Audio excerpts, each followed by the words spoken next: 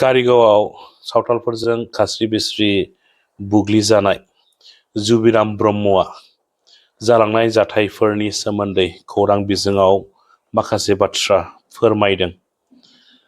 नोंथांमोना भिडिअखौ जोबजासिम नायोब्ला जुबिराम ब्रह्म बिथांनिफ्रायनो गासै बाथ्राखौ नोंथांमोना आबुङै मोनथिनानै लानो हागोन।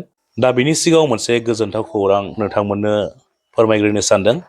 NI केस नांनानै जोबथेसालियाव जोबनानै दोनजानाय एन बेरेमा बिथाङाबो दिनै जोबथेसालिनिफ्राय उदां मोननो हाबाय। बिथाङाबो दिनै जेलनिफ्राय गबोबाय। थांनाय 5 बोसोराव मानगेजेर प्रमद बर' बिथाङा जि खामानिखौ मावनानै दिन्थिनो हायाखैमोन, दिनै बे खामानिखौ मानगेजेर हाग्रामा महिलारि सारा बुहुमाव थानाय बर' फिसाफोरनि सिगाङाव मावनानै दिन्थिबाय। BTCनि चिफ मानगेजेर हाग्रामा महिलारि बिथाङा भारत सरकार आरो आसाम सरकारजों सावरायनानै NI केसखौ फोजोबना होनायजों लोगोसे जायफ्रा NI केस नांनानै जोबथेसालियाव जोबनानै दोनजादोंमोन बिथांमोनखौ थाबैनो उदां अख्राङाव लाबोनो हानायनि थाखाय BTCनि चिफ मानगेजेर हाग्रामा महिलारि बिथांनिसिम आंनिफ्राय रोजा रोजा साबायखर। बे जाथायाव नुदों बिसोरो जोंखौ अन्थाइ खुबैग्रोदोंमोन। फार्स्टआवनो अन्थाइ खुबैनानै ओमफ्राय बिराद बुरजा अन्थाइ खुबैदों आरो बेनि उनाव आइनिया माबानानै नुवासै। ओमफ्राय नोंखौ उनाव गारिनिफ्राय दिहुननानै लांबाय बिसोरो बिलथायखांनानै बिसोरखौ बरनग्रोजोब्बाय आरो ओमफ्राय उनाव आंखौ बरनबाय ओमफ्राय बुबाय। बुनानै बिसोरनि आखाइयाव बोरला दंमोन, सिखा दंमोन। बिसोर गन बायदिसिना लाजोबनायमोन आरो। नोङो मा मा इन्जुर जाखो? ओमफ्राय आंनावथ' आखाइ बायदों, ओमफ्राय नैबे आखाइ फारसेयाबो आगदाना बुनाय, ओमफ्राय आथिङाबो बुनाय आरो खर'आवबो ब्लाड जमा जानानै दं। आथिङावबो दानदों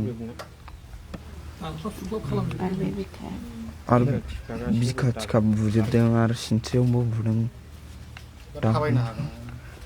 थाबायनो लासै लासैसो हायो। स्कुल फरायो क'क्राझार बिद्यापीठ हाइ स्कुल।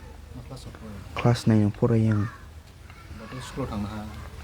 दाथ' हानाय नंला आं, हाथ'नाय नंला। परिखाबो जानोसै। आच्छा, जेब्ला गारिनिफ्राय नोंनि बिफा आरो सासे गारि सालायग्रा बेखौ नोङो सिगांग्रो नुनानै मा सानामोन? आंथ' फार्स्टआवनो गिदोंसोमोन। आं थैखासिगोनसो नंखादोंमोन। बिसोर साबैसे दंमोन बे जाथायथिलियाव? बिसोरो बिराद बुरजा दंमोन। साननो हाखवा आरो। औ।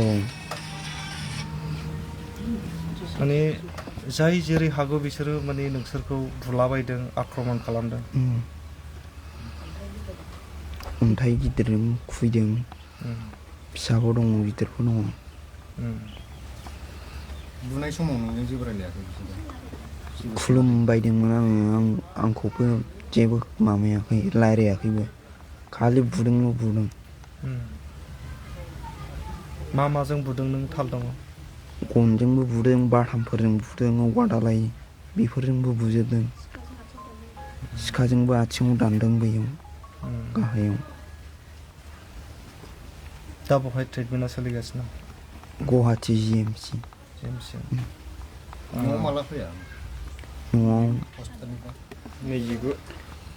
29 थारिखआव फैदों। दा थांफिननांगौ? थांफिननांगौ। फरायसा हिसाबै आरो जाथायाव जिथु गोब्राब जोखोम मोननाय हिसाबै सरकारखौ मा खावलायनो लुगैयो नोङो? सरकारा आंनि थाखाय फिसा फिसौबाबो गभर्नमेन्ट जब होबा मोजां जायो आरो। आसाम सरकार आरो BTC सरकारा।